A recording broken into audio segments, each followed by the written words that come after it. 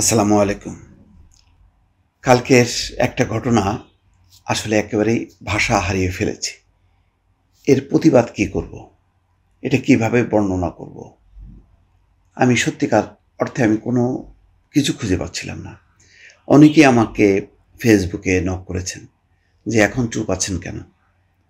কি অদ্ভুত ব্যাপার! ভাবখানা এই যে এই মৃত্যুর ঘটনা কোনো একটি রাজনৈতিক দলের বিপক্ষে যাবে বলে আমি চুপ করে আছি। আসলে আমি তো দেখছিলাম দৃশ্যগুলো। আমি বারবার দৃশ্যগুলি স্কিপ করার চেষ্টা করছিলাম। কিন্তু অনেকেই বারবার পাঠাচ্ছিল। এর মধ্যেও এক ধরনের নৃশংস পৈশাচিক মানসিকতা আমি লক্ষ্য করছি। মনে হচ্ছে যেন এই ঘটনাটাকে পুঁজি করে যদি আমি এবার কোনো একটা রাজনৈতিক দলকে, বিশেষ করে বিএনপিকেই টার্গেট করে যদি তাদেরকে ধরাশায়ী করতে পারি, তাহলে আমার একটা রাজনৈতিক অর্জন হবে। অথচ এই নির্মমতা, এমন কোনো রাজনৈতিক শক্তি আছে, ব্যক্তি আছে, বিবেকবান কোনো মানুষ আছে যে সাপোর্ট করবে? এইসব ঘটনায় কি বিএনপি লাভবান হয়েছে? এরকম ঘটনা যদি মনে করেন জামাতের ক্ষেত্রে হতো বা অন্য যে কোনো রাজনৈতিক দল, আমি আর নাম বললাম না, কেউ কি সাপোর্ট করবে? এটা হইতে পারে কোনো রাজনৈতিক দল তার নিচের লেভেলের কর্মীদেরকে বলবে? না। আমি বারবার বলছি যে মাস সংগঠন, নিচের লেভেলে তো তাদের কোনো নিয়ন্ত্রণ থাকে না।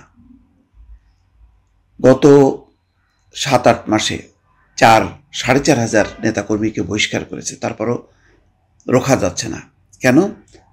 ওই যে চাঁদাবাজরা, সন্ত্রাসীরা, তারা মনে করছে যে আওয়ামী লীগের পর মানে বিএনপি ক্ষমতায় আসবে, সুতরাং ওইটাকে তারা মাথায় নিয়ে তারা চাঁদাবাজির একটা মহোৎসব, এক ধরনের লুটপাট, দখল, সেই রাজনীতি করছে। যেই রাজনীতিটা মনে হচ্ছে আওয়ামী লীগ বিদায় নিয়েছে বলে রাজনীতিটাও বিদায় নিয়েছে, না, সেই রাজনীতিটা কিন্তু রয়ে গেছে। সেই রাজনীতিটাকে তৃণমূলে রেখেই আওয়ামী লীগ বিদায় নিয়েছে। মানুষগুলো সরে গেছে, কিন্তু সেই পলিটিক্সটা রয়ে গেছে। সেই পলিটিক্সটাকে নির্মূল করার জন্য 5ই আগস্টের পর আমরা কি কিছু করতে পেরেছি? মানে এলাকায় এলাকায় কোনো প্রতিরোধ কমিটি করতে পেরেছি? সবাইকে নিয়ে সমাজের গণ্যমান্য, মনে করেন মিটফোর্ড এলাকা বা পুরন ঢাকার শাঁখারী বাজার এলাকা, যে কোনো এলাকা, ইভেন মোহাম্মদপুর সহ বিভিন্ন জায়গায় যে ধরনের প্রকাশ্যে ছিনতাই, রাহাজানি হয়েছে, গণপিটুনি হয়েছে, মব হয়েছে, কয়টা আমরা ঠেকাতে পেরেছি? পারি নাই। কালকে শুধু সোহাগ না, মিটফোর্ডের এই ঘটনায় একটা ছিল না। খেয়াল করেন খুলনার ঘটনাটা, ওই ভিডিওটা কিন্তু আমরা পাইনি। যেই ভিডিওতে বহিষ্কার হওয়া যুবদল নেতা মোল্লা হাবিবকে তারা গুলি করেছে, পুড়ে গেছে, তারপর কুপিয়েছে, রক কেটেছে, ওই ভিডিও আমাদের কাছে নেই। ওইটা থাকলে কিন্তু আমরা কেঁপে উঠতাম। আর আমরা কেঁপে উঠলাম গতকাল কখন?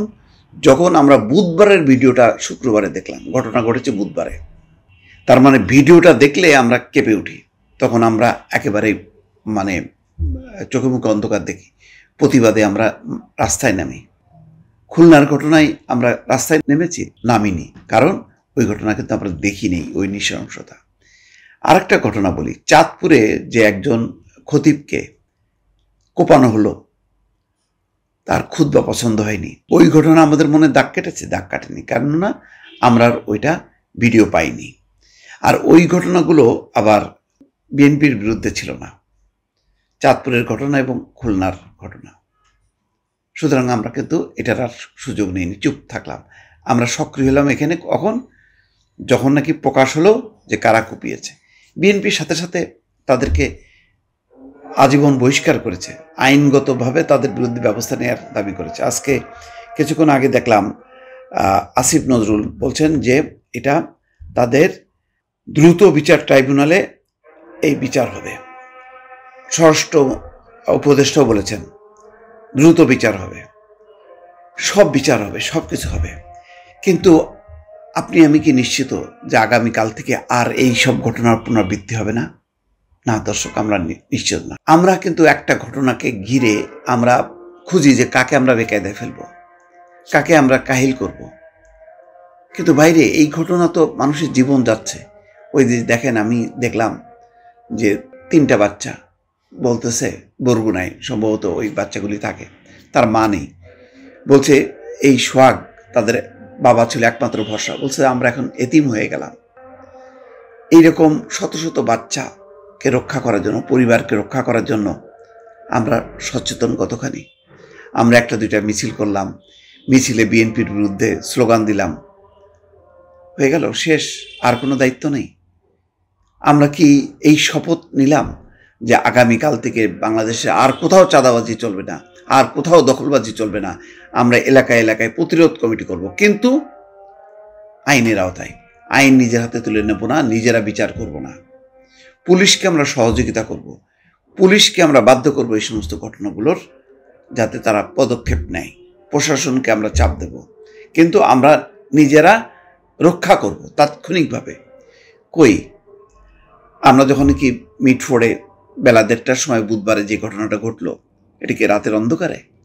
বেলা 1:30টার সময় কয়জন আমরা ঝাঁপায় পড়লাম ওদেরকে রক্ষা করার জন্য?